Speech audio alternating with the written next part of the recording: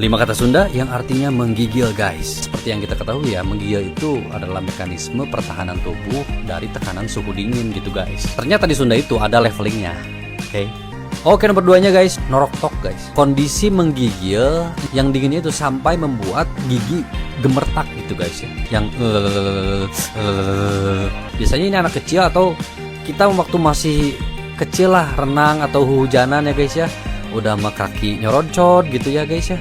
Terus gini hodok ongko, gigi gemertak juga gitu, yang gitu juga tah guys ya.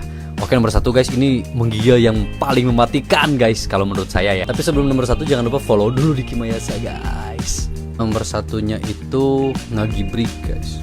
Ngagibrik ini agak spesial sih. Jadi menggigilnya itu dalam kondisi nyebret ya guys ya, atau demam tinggi gitu.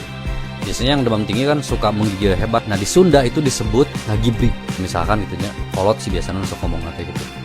Pas kemarin orang gering nepi ka ngagibrik.